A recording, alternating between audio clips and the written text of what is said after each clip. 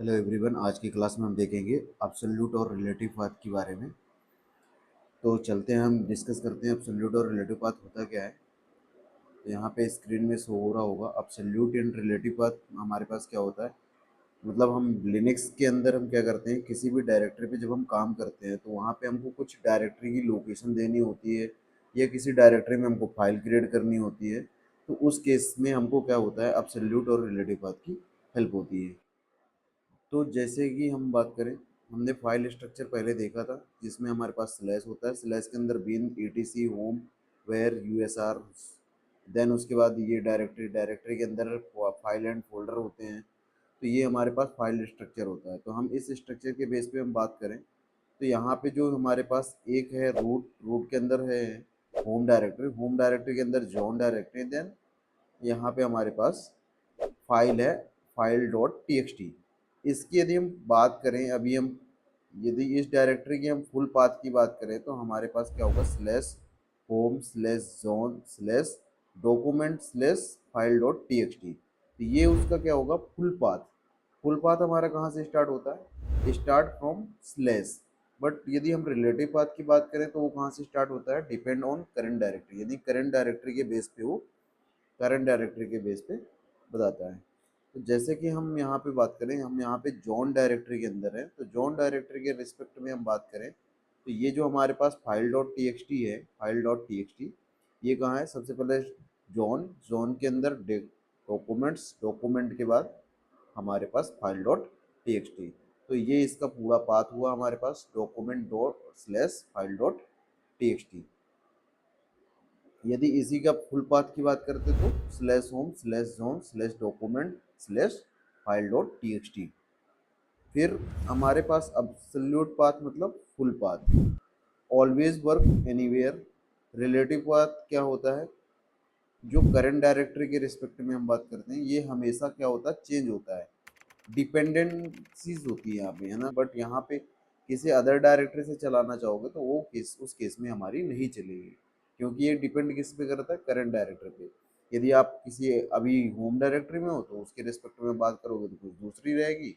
और यदि किसी और, मान लो अभी हम पिक्चर डायरेक्टरी में होते तो इसकी रिलेटिव पाथ की बात करते तो हमारा क्या हो जाता, डॉट डॉट, डॉट डॉट से हम एक स्टेप पीछे आते और फिर देन हम डॉक्यूमेंट्स में जाते, dot dot slash document slash file dot T. तो ये हमारे पास क्या हो जाता है, चेंज हो जाता है।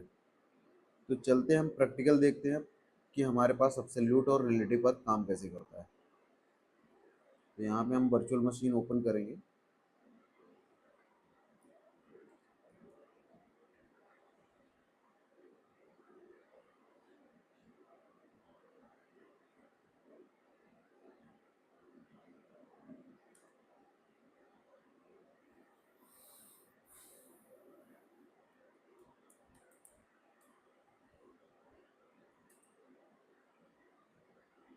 कंट्रोल शिफ्ट प्लस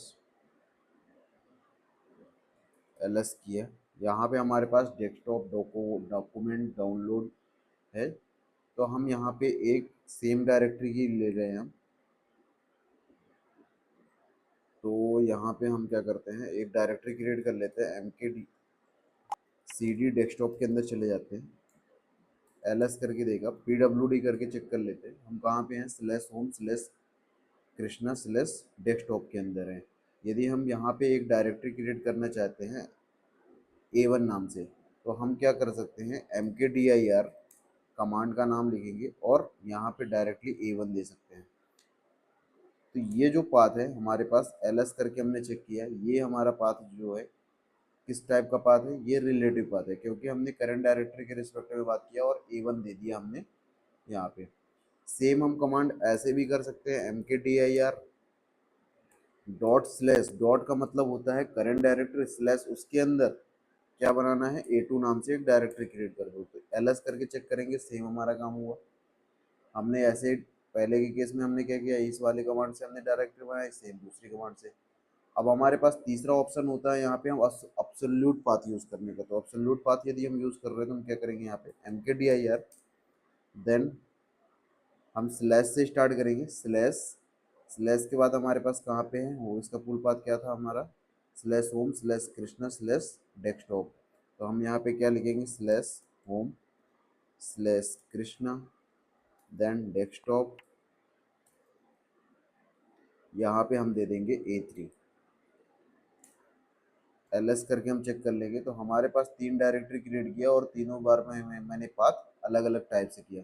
पहले बार हमने रिलेटिव पाथ यूज़ किया, दूसरी बार भी रिलेटिव पाथ किया बट उसका तरीका थोड़ा चेंज था, और थर्ड बार हमने क्या किया, यहाँ पे हम एब्सोल्यूट पाथ यूज़ किए। तो एब्सोल्यूट पाथ कहाँ से स्टार्ट होता है, यहाँ से। यदि हम cd करके A1 डायरेक्टरी में जाना चाहते हैं तो यहाँ पे हम किसी भी पाथ का यूज़ कर सकते हैं। यदि हम एब्सोल्यूट पाथ का यूज़ करते हैं तो हम क्या लिखेंगे यहाँ पे, slash home slash Krishna slash desktop then A1 directory. यहाँ पे हम क्या लिखेंगे, A1। ls करेंगे, यहाँ पे कुछ नहीं, pwd करके आप चेक कर सकते हो कहाँ पे हो आप, pwd कर लेते हैं यहाँ पे। हम अभी यहाँ पे हैं। अब मैं चाहता हूँ कि डेस्कटॉप के अंदर एक फोल्डर क्रिएट करना। डेस्कटॉप के अंदर क्या है कंटेंट चेक करना चाहता, तो मैं क्या कर सकता हूँ, यहाँ पे ls स्पेस स्लैश, यदि हम एब्सोल्यूट पाथ का यूज़ कर रहे हैं तो यहाँ पे क्या लिखेंगे, home slash Krishna slash desktop. तो यहाँ पे हमारे पास चेक हो गया। सेम प्रोसेस हम ऐसे भी कर सकते हैं, ls डॉट डॉट, मतलब एक स्टेप हम पीछे जाएंगे, मतलब हम डेस्कटॉप पे पहुँच गए और स्लैश करके हमने यहाँ पे इंटर कर दिया। सेम ls डॉट डॉट लिखोगे तब भी हमारे पास सेम आएगा। तो आप इतने तरीके से कर सकते हैं। एक और है हमारे पास ls डॉट स्लैश, मतलब डॉट का मतलब अभी करंट डायरेक्टरी, उसके अंदर कहाँ पे जाना है, सॉरी ये वाला पाथ यूज़ नहीं कर सकते, हम यही दोनों यूज़ कर सकते हैं। तो अब हमको मान लो क्या करना है, डॉक्यूमेंट के अंदर A4 नाम से एक फोल्डर बनाना है। तो हम क्या करेंगे, यहाँ पे mkdir एक स्टेप पीछे बनाना है। यदि हम रिलेटिव पाथ का यूज़ कर रहे हैं तो हम क्या लिखेंगे, डॉट डॉट एक स्टेप पीछे जाने के लिए स्लैश, यहाँ पे हम फोल्डर का नाम दे देंगे, तो हमने दे दिया A4। ls करके चेक किया, डॉट डॉट स्लैश, तो हमारे पास A4 नाम से एक फोल्डर क्रिएट हो गया। तो इस तरीके से हम क्या कर सकते हैं, एब्सोल्यूट और रिलेटिव पाथ का यूज़ करके हम कहीं किसी भी डायरेक्टरी में रह के कुछ भी काम कर सकते हैं, चाहे वो mkdir हो, ls हो, cd हो, है ना। तो ये सारी कमांड हम एब्सोल्यूट पाथ और रिलेटिव पाथ की मदद से चला सकते हैं।